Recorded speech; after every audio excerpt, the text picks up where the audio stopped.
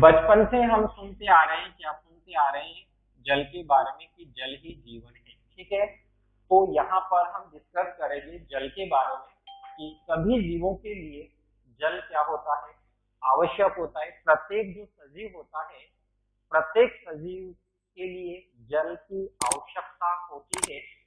और कुछ मानवीय क्रियाकलापों द्वारा जल संसाधनों की उपलब्धता बुरी तरह क्या हो चुकी है, प्रभावित हो चुकी है। यानी कि मानव के द्वारा जो क्रियाकलाप किए जाते हैं, जैसे स्नान किया जाता है, ठीक है, तो उस समय भी जहां पर एक बाल्टी की जरूरत है, 5 बाल्टी उपयोग में ले रहे हैं, ठीक है, तो आधा जल तो क्या चला जाएगा, ऐसे व्यर्थ चला जाएगा। ठीक है, नल को क्या कर रहे हैं, साफ खुला छोड़ रहे हैं, तो वो जल क्या होगा, व्यर्थ ही जाएगा। ठीक है, इस प्रकार से क्योंकि ये जो संसाधन है, जैसे अपन जल की बात करें तो जल भी क्या है, प्राकृतिक संसाधन है। किसके द्वारा दिया गया है ये संसाधन, हमें प्रकृति ने दिया है। ठीक है, तो यदि हम इन संसाधनों का बचाव नहीं करते तो फिर आने वाली जो पीढ़ी होगी, तो वो उस पीढ़ी में इन संसाधनों की क्या हो जाएगी, कमी हो जाएगी। तो यहाँ पर ध्यान रखना होगा आपको क्या, कि ये सभी जीवों के लिए आवश्यक होता है। मानवीय क्रियाकलापों द्वारा जल संसाधनों की उपलब्धता बुरी तरह प्रभावित हुई है। आगे ध्यान रखिएगा, भारत में वर्षा मानसून पर निर्भर करती है। यानी कि जो मानसून बनता है तभी क्या होती है, वर्षा होती है। इसका अभिप्राय क्या है, ये समझेगा कि वर्षा की अवधि वर्ष के कुछ महीनों तक ही क्या होती है, सीमित होती है। ऐसा तो है नहीं कि जो एक वर्ष होता है, इस एक वर्ष पूरे वर्ष के अंतर्गत की वर्षा होती रहती है, ऐसा तो होता ही नहीं है। ठीक है, इसका भी क्या होता है, समय होता है, उसी के अकॉर्डिंग ये होती है। तो यहाँ पर ध्यान रखिएगा। और कम वर्षा तथा कम वनस्पति के कारण भी भूमि के जल स्तर में क्या होती है, कमी होती है। तो ध्यान रखनी होगी यहाँ पर आपको। क्या बात ध्यान रखोगे आप, कि जो कम वर्षा है, कम वर्षा हो रही है और कम वनस्पति है, ये भी भूमि के जल स्तर में क्या कर देती है, कमी कर देती है। तो यहाँ पर ध्यान रखना होगा आपको। नेक्स्ट आगे हम बात करें कि फसल के लिए जल की अधिक मांग, यानी कि जो फसली पौधे हैं उनको जल की क्या होती है, अधिक आवश्यकता होती है। उद्योगों द्वारा जल को प्रदूषित करना तथा नगरों के कूड़ा करकट के द्वारा जल को प्रदूषित करने से जल संकट उत्पन्न हो गया है। तो ध्यान रखिएगा भाई, यहाँ पर ये सभी क्या हो रहे हैं, मानवीय क्रियाकलापों के द्वारा हो रहे हैं। जैसे मान लीजिएगा अपने यहाँ पर छोटा में चंबल निकल रही है, ठीक है, अब चंबल के किनारे रहने वाले क्या करते हैं, कूड़ा करकट सारी चीजें उसी में डाल रहे हैं, तो वो जल क्या हो रहा है, प्रदूषित हो रहा है। ठीक है, अब जब वो जल प्रदूषित होगा, यदि उसी का क्या किया जाता है, जीवों के द्वारा उपयोग किया जाता है, ठीक है, तो वो भी विभिन्न प्रकार के रोगों से रोगग्रस्त हो जाएंगे। ठीक है, और वो जो जल है, जल भी क्या हो जाएगा, प्रदूषित हो जाएगा। ठीक है, तो ये जो सारी क्रियाएं हो रही है किसके द्वारा हो रही है, मानव के द्वारा हो रही है। ठीक है, तो यहाँ पर ध्यान रखना होगा कि जो जल है, जल की बहुत बड़ी मात्रा में आवश्यकता होती है, प्रत्येक सजीव को आवश्यकता होती है। जैसे हम यहाँ पर बात करें पतले पादपों की, ठीक है, तो पतले पादप है वो भी कब ग्रोथ कर पाएंगे, कब वृद्धि कर पाएंगे, वो जब उनको पर्याप्त मात्रा में जल मिलता रहेगा। ठीक है, तो जब हम जल की यहाँ पर बात करें तो ध्यान रखिएगा कि कुछ जो मानवीय क्रियाकलाप है, जैसे हमने बात की अभी क्या, कि नगरों के कूड़ा करकट के द्वारा जल भी क्या हो रहा है, प्रदूषित हो रहा है। तो इस समय जल संकट उत्पन्न हो जाएगा, और जब जल संकट उत्पन्न हो जाएगा तो जल की क्या हो जाएगी, कमी हो जाएगी। क्यों हो जाएगी, क्योंकि ये पहले ही कुछ स्थानों पर तो सीमित मात्रा में है, कुछ स्थानों पर अधिक मात्रा में है। ठीक है, आपने जैसे देखा होगा, जैसे हम गाँव की तरफ चलते हैं तो बहुत सी जगह क्या होती है, जल की कमी होती है। ठीक है, तो सभी जगह अधिक मात्रा में थोड़ी ना, ये सीमित मात्रा में है। यानी कि कुछ स्थानों पर जल की क्या है, कमी है, कुछ स्थानों पर क्या है, अधिकता है। ठीक है, तो ध्यान रखिएगा यहाँ पर। और हम बात करें कि वर्तमान समय में कृषि में सिंचाई के लिए जलाशय, नहर तथा बांध का उपयोग हो रहा है। आपने देखा होगा, जब क्या की जाती है, कृषि की जाती है, तो कृषि के लिए जो फसली जो पौधे हैं, फसली पौधों को सिंचाई की जाती है तो क्या किए जाते हैं, बड़े बड़े बांध बनाए जाते हैं, ठीक है। नहरों से जल निकाल करके कहां तक पहुंचाया जाता है, खेतों तक पहुंचाया जाता है, ठीक है। तो इन विधियों को देखो अपनाने से क्या होता है, जल को संग्रहित किया जा सकता है, जल का संग्रहण किया जा सकता है, बांध बना करके किया जा सकता है, जब आवश्यकता हो तब उसको क्या किया जा सकता है, छोड़ा जा सकता है, ठीक है। और जब कृषि में भी यानी कि जो फसलें पौधे होते हैं जब उनको जल की आवश्यकता होती है तो वहां तक भी जल क्या किया जा सकता है, पहुंचाया जा सकता है।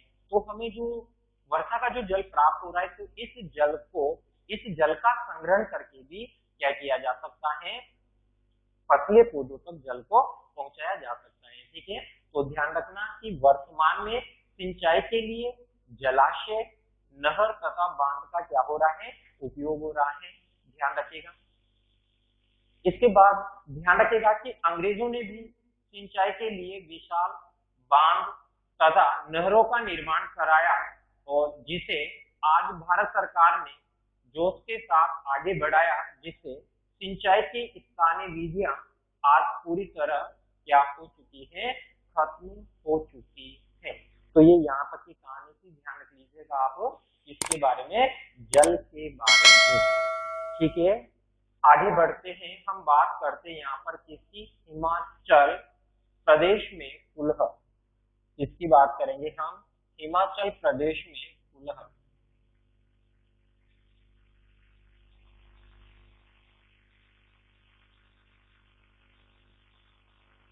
देखो ध्यान दीजिएगा, यदि जल के बारे में आपसे पूछा जाता है तो आप बता सकते हो, क्यों, क्योंकि देखो कुछ चीजें ऐसी होती है, ठीक है, जिनका हम क्या करते हैं अपने दैनिक जीवन में उपयोग करते हैं, तो उन चीजों के बारे में अपने को वैसे भी नॉलेज रहती है, ठीक है।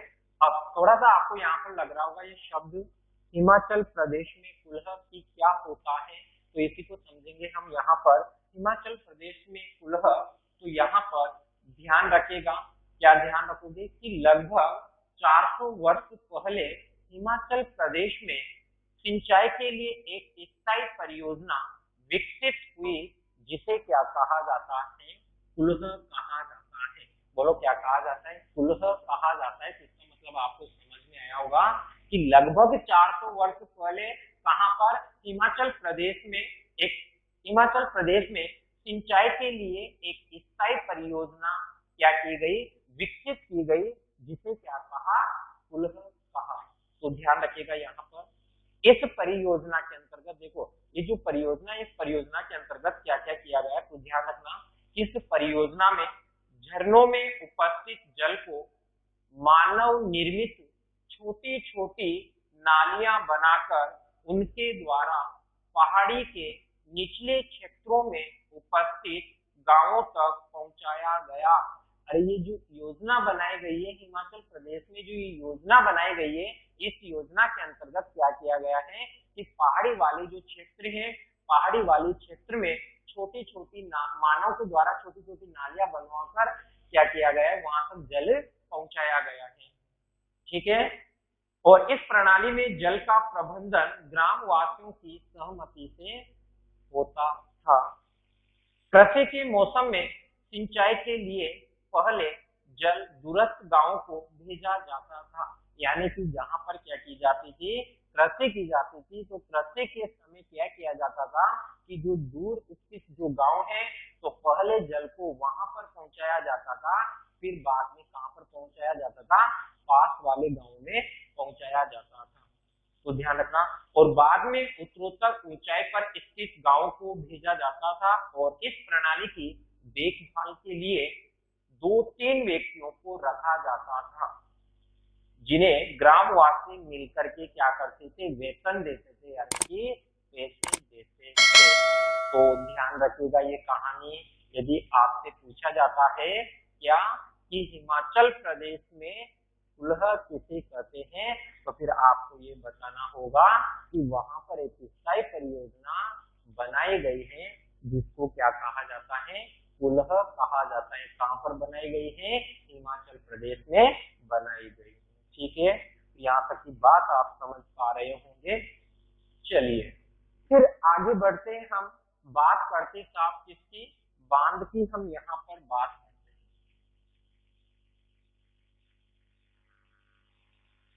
चलिए, बांध की हम यहाँ पर बात करते हैं तो ध्यान रखिएगा, देखे होंगे आपने कि जब किसी भी शहरी क्षेत्र में या फिर कहीं और जगह पर हम जाते हैं तो देखते हैं कि बड़े बड़े क्या बने हुए होते हैं, बांध बने हुए होते हैं।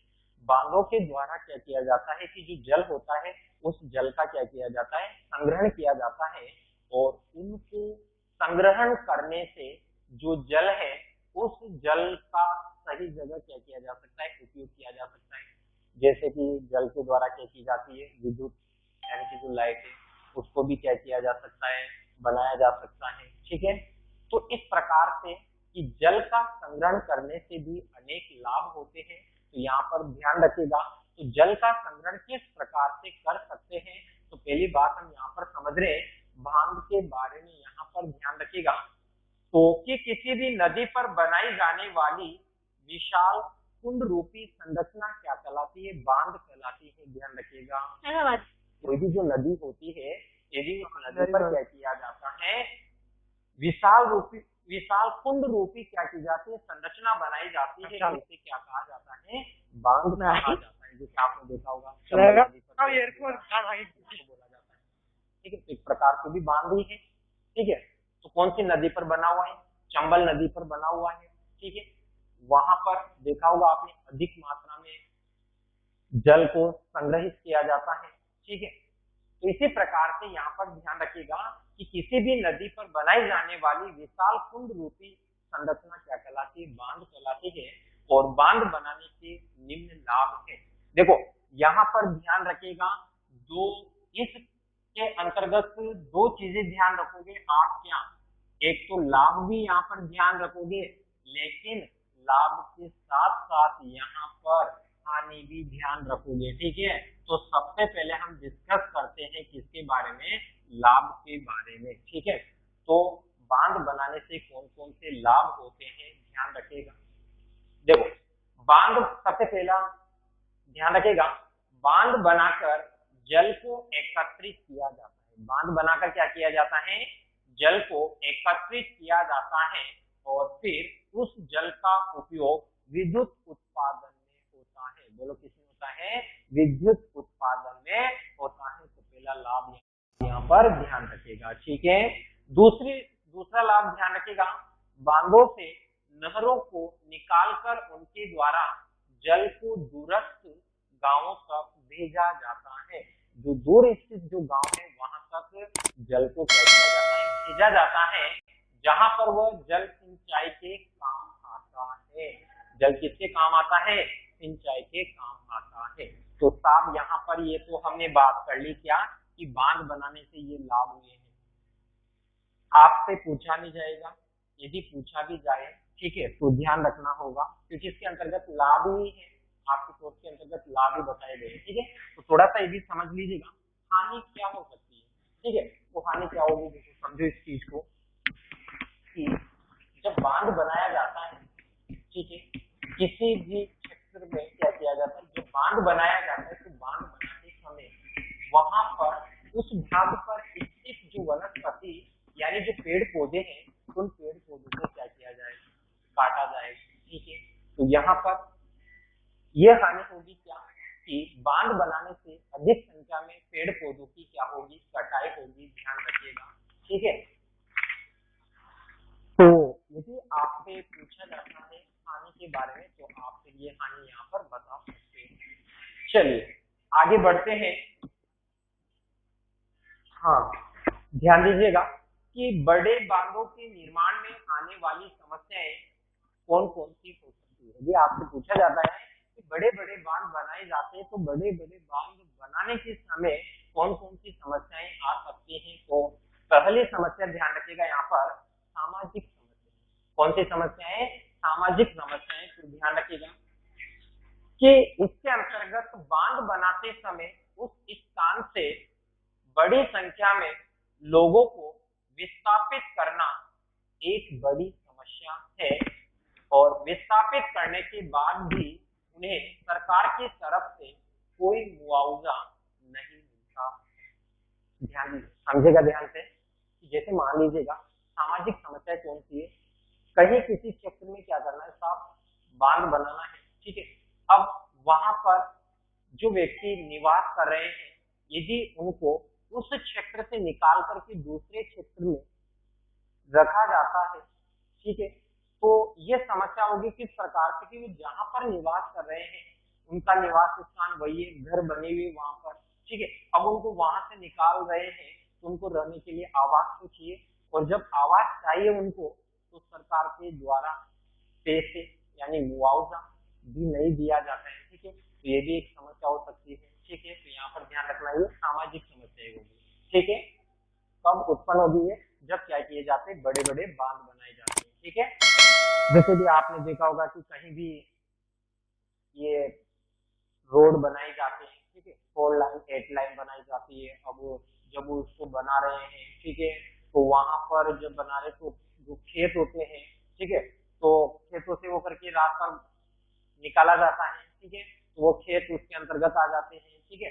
यदि अब वो जिनके भी खेत आ रहे हैं उसके अंतर्गत यदि सरकार के द्वारा जो मुआवजा दिया जाता है, यदि वो कम दिया जाता है तो उनके तो नुकसान ही हुआ। अरे किसानों के तो क्या हुआ, नुकसान ही हुआ, ठीक है। यदि सही मात्रा में मुआवजा दिया जाता है तो ठीक है, यदि नहीं दिया जाता है तो उनके तो क्या होता है, नुकसान ही होता है, ठीक है। तो इसी प्रकार से यहाँ पर एक प्रकार की क्या हो जाएगी, सामाजिक समस्या हो जाएगी, ठीक है। चलिए नेक्स्ट एंड सेकंड हम यहाँ पर बात करते हैं आर्थिक समस्या। आर्थिक समस्या में आपको ध्यान रखना होगा कि बड़े बांधों के निर्माण में सारा पैसा जनता का क्या होता है, खर्च होता है, और जितना पैसा खर्च होता है उतना लाभ बांधों के द्वारा नहीं मिल पाता है। तो यहाँ पर एक आर्थिक समस्या होती है, ध्यान रखिएगा। तीसरी हम यहाँ पर बात करें पर्यावरणीय समस्या। देखो पर्यावरणीय समस्या क्या होगी कि बड़े बांधों के निर्माण के समय वनों की अत्यधिक कटाई की जाती है, जैसे हम बात कर रहे थे अभी, ठीक है। तो ध्यान रखना, जब बड़े बांध बनाए जाते हैं तो क्या की जाती है, फिर वनों की कटाई होगी, और जब वनों की कटाई होगी जिससे प्रकृति की जैव विविधता क्या हो जाएगी, नष्ट हो जाएगी, और पर्यावरण प्रदूषण हो जाता है। देखो समझेगा, वन की जब हम बात करें यहाँ पर कि बड़े बांध बनाए जा रहे हैं, और जब बड़े बांध बनाए जा रहे हैं तो वनों की क्या की जा रही है, साफ कटाई की जा रही है, और जब वनों की कटाई की जाती है तो वन में रहने वाले जो जीव होंगे, वन में रहने वाले जो जीव जंतु होंगे, तो उनका जो आवास होगा वो आवास क्या हो जाएगा, उनका आवास उजड़ जाएगा। कहने का मतलब वन में रहने वाले जो जीव है तो उनका आवास क्या है, वनी है, वही निवास करते हैं वो। अब जब बड़े बांध बनाए जाएंगे तो अधिक मात्रा में पौधों को, पेड़ पौधों को क्या किया जाएगा, काटा जाएगा, तो इन जीवों की जो आवास होंगे वो क्या हो जाएंगे, नष्ट हो जाएंगे। और जब वो नष्ट हो जाएंगे तो उन पर यानी कि जो जीव है, जीवों पर एक तरह से क्या आ जाएगा, संकट आ जाएगा, संकट की स्थिति क्या हो जाएगी, उत्पन्न हो जाएगी, ठीक है। तो यहाँ पे इसी प्रकार ध्यान रखिएगा। दूसरी बात कि वनों से व्यक्तियों को बहुत सारे लाभ प्राप्त हो रहे, लकड़ी प्राप्त हो रही ईंधन के लिए, ठीक है। तो इसी प्रकार से यहाँ पर तीसरी जो समस्या होगी वो पर्यावरणीय समस्या होगी, और पेड़ पौधों की कम मात्रा होगी तो पर्यावरण भी कैसा हो जाएगा, प्रदूषित हो जाएगा, ठीक है। तो यहाँ पर ये 3 समस्याएं थी, आप तो ध्यान रखिएगा। कौन कौन सी समस्याएं थी, रिपीट कीजिएगा, सामाजिक समस्याएं, आर्थिक समस्या, पर्यावरणीय समस्या, ठीक है। तो ये तीनों समस्याएं ध्यान रखिएगा। चलिए फिर